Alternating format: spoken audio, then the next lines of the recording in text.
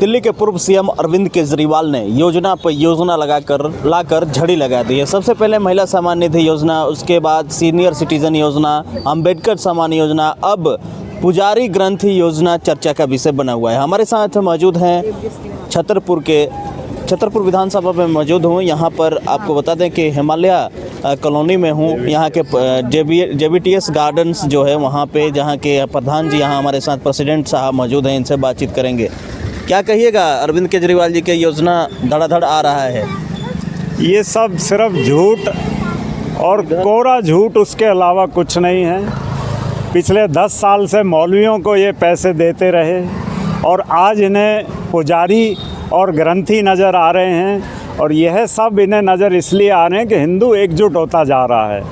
इन्हें अब लग रहा है कि अगर हम इन पुजारियों को, ग्रंथियों को नहीं देंगे तो अब की से हमारी नैया पार नहीं होगी। और ये वाली डिमांड, पुजारियों को तनख्वाह देने की और ग्रंथियों को तनख्वाह देने की डिमांड भाजपा पिछले 3 साल से कंटिन्यू कर रही है और उस पे आके अब इसने घोषणा करी है। लेकिन ये सब घोषणाएं झूठी हैं और इन सब घोषणाओं से ज़्यादा अच्छी घोषणाएं भाजपा सरकार आएगी। वो पुजारियों को भी सम्मान देगी, ग्रंथियों को भी सम्मान देगी और माताओं बहनों को भी, जैसे मध्य प्रदेश या महाराष्ट्र में लाडली बहना योजनाएं चल रही हैं और कामयाब हैं।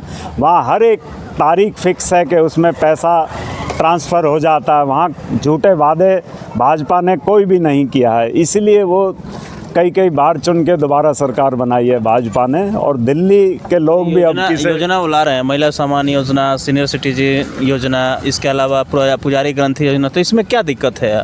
इसमें दिक्कत ये है कि ये देंगे नहीं, सिर्फ झूठ है, झूठ के अलावा कुछ भी नहीं है।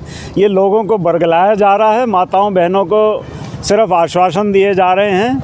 केंद्र सरकार की आयुष्मान योजना लागू नहीं करी गई आज तक। 70+ वालों को जो सुविधाएं बीमार होने पे मिलनी चाहिए वो नहीं दी। इसीलिए दिल्ली में यहाँ डबल इंजन की सरकार लोगों की आज के टाइम में सबसे क्या गारंटी है कि आपकी सरकारी योजना का लाभ देगी? गारंटी आप महाराष्ट्र और मध्य प्रदेश की जनता से जाके पूछिए, गारंटी आप हरियाणा की जनता से जाकर पूछिए कि ये भाजपा जो घोषणाएं करती हैं वो खाली घोषणाएं होती हैं या उस पर अमल भी होता है। तो वहाँ की जनता आपको अपने आप जवाब दे देगी। पिछले 17 महीने से मौलवियों का भी आरोप है कि उनको सैलरी नहीं मिला है। तो ये सच्चाई है, ये घोषणाएं कर देते हैं इन्होंने। चाहे DTC बसें, जो जब इन्होंने 10 साल पहले सत्ता संभाली थी तो 8000 बसें चलती थी, आज रोड पे 2500 बसें रह गई हैं और उनकी भी हालत बहुत ख़राब है। DTC कर्मी हो, उन्हें तनख्वाह नहीं मिल रही है, तो मौलवियों को तनख्वाह कहाँ से मिलेगी जब बजट ही उनके पास नहीं है।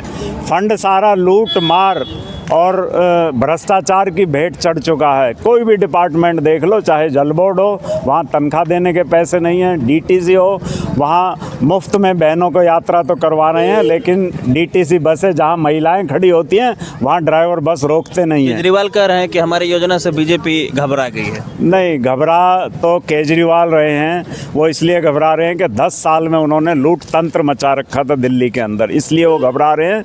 उनकी सत्ता हाथ से फिसलती हुई उन्हें दिख रही है। दिल्ली को शराब की राजधानी बना दिया था, इसलिए उन्हें लग रहा है। और ये इतिहास में पहली बार है कि जिस राज्य का स्वास्थ्य मंत्री जेल में, जेल मंत्री जेल में, शिक्षा मंत्री जेल में, मुख्यमंत्री जेल में, ऐसा आज तक के इतिहास में, भारतवर्ष के इतिहास में कभी भी नहीं हुआ है। जो इसने एक अलग ही जेल से सरकार चलाई है और दिल्ली की जनता इसका हिसाब ज़रूर लेगी और अब की से भाजपा को चुनकर भेजेगी।